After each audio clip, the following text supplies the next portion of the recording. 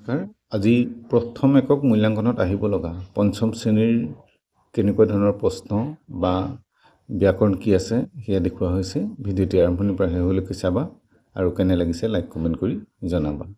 এবাৰ পাঠ দিয়া হৈছে প্ৰথম পাঠৰ পৰা পঞ্চম পাঠলৈকে। ধাতুৰূপ আছে পথ আৰু ক্ৰী, শব্দৰূপ ৰাম। পাঠটোৰ আগত মংগলাচৰণম আছে। মংগলাচৰণম প্ৰথম পাঠ ধীৰাহা বালকাহা, দ্বিতীয় পাঠ তৃতীয় পাঠ চতুৰ্থ পাঠ আৰু পঞ্চম পাঠ। এই পঞ্চম পাঠলৈকে তোমালোকে মংগলাচৰণৰ পৰা ভাল ধৰণে চাব লাগিব প্ৰশ্ন উত্তৰসমূহ। মংগলাচৰণম আছে বিদ্যাৰম্ভে শ্ৰী গণেশং ভক্তিযুক্ত স্মৰাম্যহম স্মৰামি কমলাৰুঢ়ং বিদ্যাদেৱী সৰস্বতীম জননী স্মৰণং কৃত্বা স্মিতা তাতং তথৈব চ আচাৰ্য চৰণং স্পৃষ্ট্বা বিদ্যাৰম্ভং কৰোম্যহম। এইখিনি তোমালোকে ভাল ধৰণে পঢ়ি মুখস্থ কৰিবা। গীতৰ সুৰতো গাব পাৰি, যিহেতু এইকণলৈকে গীতৰ সুৰত হ'লেও সহজে মুখস্থ হয়, তেনেধৰণেও চাব পাৰা। আৰু এই পাঠত দিয়া হৈছে কিছুমান দিনাচাৰ্য, যে তুমি দিনটোত কি কি কাম কৰিছা। যেনেকৈ ইয়াত গণেশৰ দিলে, গণেশ অহং গণেশং স্মৰামি গণেশস্য স্মৰণং কৰোমি অহম গণেশ স্মৰণং কৰোমি। তাৰপিছত নিম্নলিখিত হৈছে শব্দই ভক্ত দিনাচাৰ্য লিখিত, অৰ্থাৎ শয্যা ত্যাগং প্ৰাতঃস্মৰণং মাতৃ পিতৃ বন্দনম। এনেকুৱা ধৰণে এইখিনি তোমালোকে বাক্য ৰচনা কৰিবা। অহং প্ৰাতঃ কালে শয্যা স্নানং কৰোমি, অহম প্ৰাতঃ কালে প্ৰাতঃ স্মৰণং কৰোমি। এনেকৈ কেইটামান বাক্য বনাবলৈ নিজৰ মতে কৰিব পাৰিবা। ইয়াত শব্দখিনি দিয়াই হৈছে। ধীৰাহা বালকাহা পাঠটো সাধাৰণতে সাধু আকাৰেও লিখিবলৈ আহে। তাৰোপৰি ইয়াত তোমালোকৰ কিছুমান পঢ়িব লগা আছে। একবচন আৰু বহুবচন কেনেকৈ হৈছে, পুলিংগ স্ত্ৰীলিংগ এইখিনি দেখুওৱা হৈছে।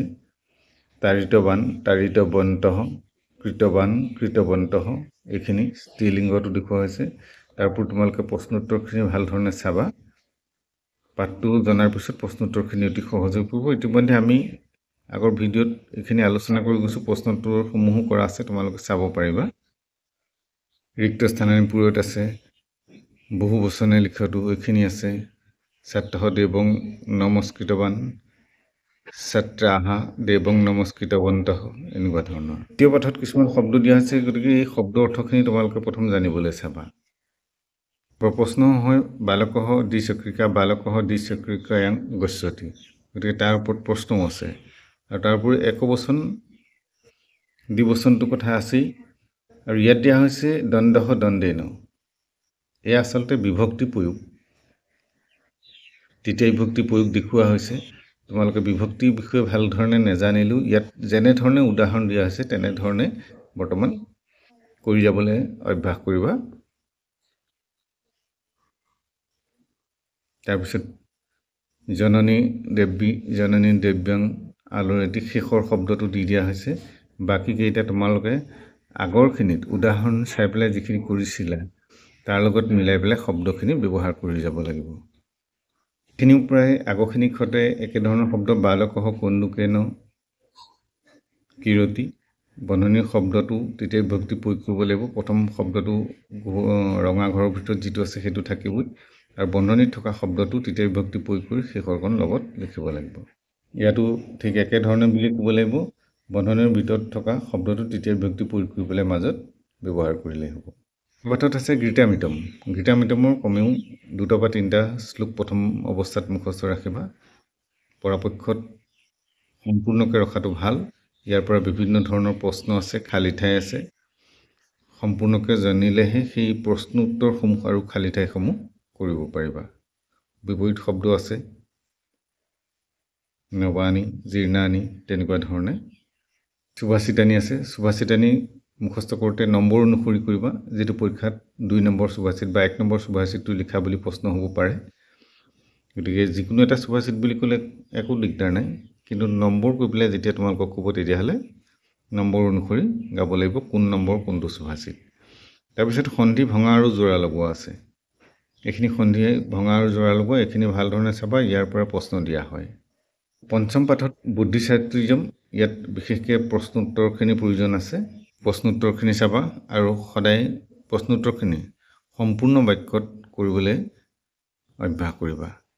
আৰু ইয়াত দিয়া হৈছে আমি যেনেকৈ সন্ধি যোৰা আৰু লগোৱা আৰু ভঙা কৰিছিলোঁ, ঠিক তেনেধৰণৰ এটা শব্দত প্ৰকাশ কৰি দেখুৱাইছে সূৰ্যস্য গ্ৰহণম সূৰ্যগ্ৰহণম, এটা শব্দত প্ৰকাশ হৈছে চন্দ্ৰস্য গ্ৰহণম চন্দ্ৰগ্ৰহণম।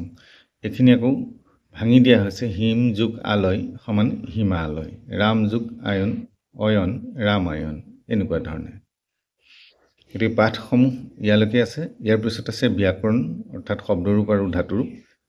সেইখিনি তোমালোকে ভাল ধৰণে মুখস্থ কৰিব লাগিব। শব্দৰূপ দিয়া হৈছে অকাৰান্ত পুল্লিংগ শব্দ ৰাম, ৰামঃ ৰামো ৰামঃ, এনেধৰণে মুখস্থ কৰিব। ৰামম ৰামো ৰামন, ৰামেণ ৰামাভ্যাম ৰামৈহ, এনেধৰণে এখন মুখস্থ কৰি ল'ব পাৰে। বা কোনোবাই ৰামঃ ৰামম ৰামেণ ৰামায় ৰামত ৰামস্য ৰামে ৰামঃ, এনেকুৱা ধৰণেও কৰে। যি ধৰণে সুবিধা হয় তোমালোকে সেইধৰণে পঢ়ি মুখস্থ কৰিবা। ধাতুৰূপ দিয়া হ'ল পথ ধাতুখন, 3টা ভাগ আছে। ধাতুৰূপ লেখা বুলি ক'লে কেইভাগ লিখিম বা কোন ভাগ লিখিম তেনেকুৱা ধৰণৰ প্ৰশ্ন নহয়। ধাতুৰূপ ক্ৰী ধাতুখন লেখা বুলি ক'লে, ক্ৰী ধাতু আছে, গতিকে ক্ৰী ধাতু লেখা বুলি ক'লে 3টা ভাগক একেলগে কৰিহে ধাতুৰূপখন সম্পূৰ্ণ হৈছে। যদি কোৱা হয় ক্ৰী ধাতুৰ লত লকাৰ লেখা, তেতিয়াহ'লে প্ৰথম ভাগটো হ'ল।